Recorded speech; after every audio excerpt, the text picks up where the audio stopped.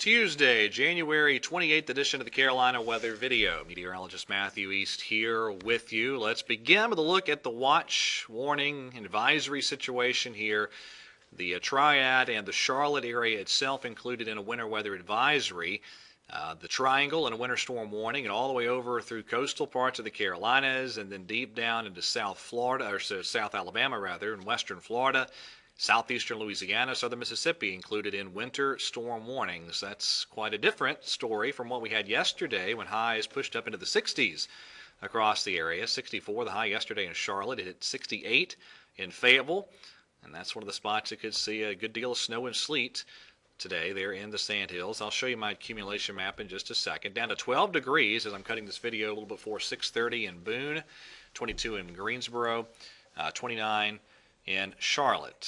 Now there's some wind out there, and that's making our wind chills very chilly. 10 degrees in Greensboro for a wind chill, 5 below in Boone. Dew point's dropping like a rock too. There's some sub-zero wind chill value, I should say some sub-zero dew point temperatures out there as well. And we'll see how much of a role that plays in terms of the precipitation fields and how much precipitation we lose to evaporation as the system pulls on in.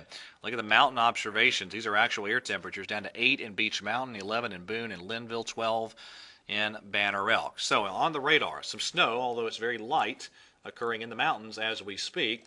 But really the area to watch is back here to the west. What's happening in Louisiana and Mississippi into Tennessee.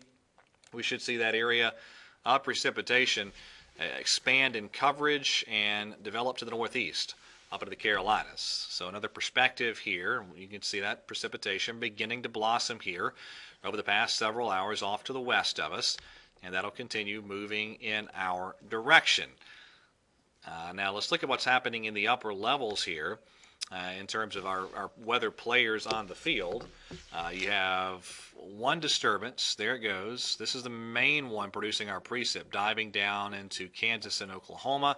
Southern Branch piece of energy kind of shooting little disturbances out of it and helping to aid in the lift needed to generate our precipitation. So this is what Futurecast is looking like in terms of the precipitation fields today.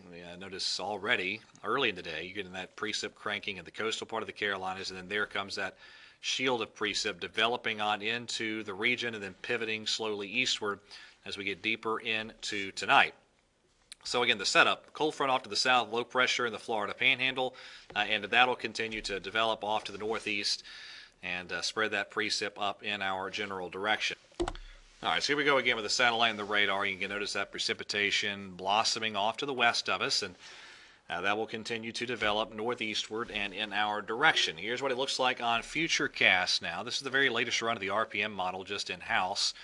And there goes that band of precip. That will briefly, it looks like, be a little shot of some moderate to maybe heavy snow, even back into the Charlotte and Greensboro areas. But then the snow just lasts the longest, kind of in a line from Columbia to Fayetteville and Raleigh over toward Elizabeth City and points east from there. And again, it's ice along the coast at low pressure, moving eastward, spreading that precipitation all through the southeast, and then the frigid air takes over.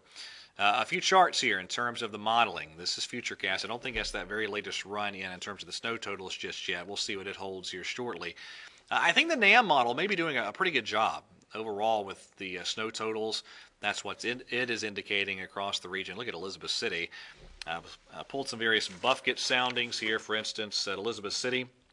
The previous run of the GFS had 0.94 inches of liquid equivalent precip, all of that in the form of snow. The NAM had 1.1 inches, all in the form of snow. So if you assume a 10 to 12 or 13 to 1 ratio, that would easily be 10 inches of snow plus in Elizabeth City.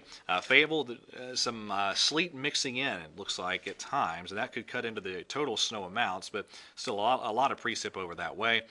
Raleigh-Durham, right around a ½ inch of QPF, and so you average that out, that'd probably be 3 to 6 or 7 inches of snow in the heaviest areas. And, that's the general idea. Now, in terms of the European model, it's also doing a pretty good job, I think, overall with the snow fields across the region. That's what it is printing out with its overnight run. And finally, ice. This is the most dangerous and tricky part of the forecast. I do think it's going to be a big ice storm for southeastern parts of North Carolina into eastern South Carolina especially. Again, looking at some of the soundings, Myrtle Beach, generally speaking, picking up a half to 1 inch of sleet and freezing rain mixture on most modeling. Wilmington, looking similar, half to an inch. GFS is even heavier in terms of ice accumulation with some snow on top. Charleston, same thing, even 3/4 of an inch or so to up to an inch of ice with some snow on top.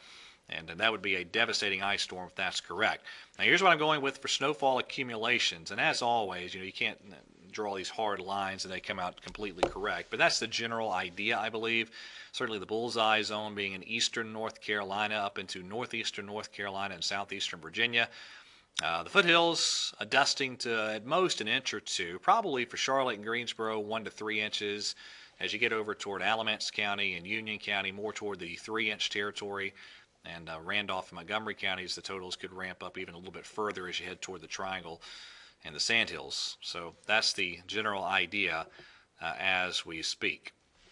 One last thing to show you here. Here's just the northwestern extent of the precipitation shield on the various models. There's the Canadian global model from overnight.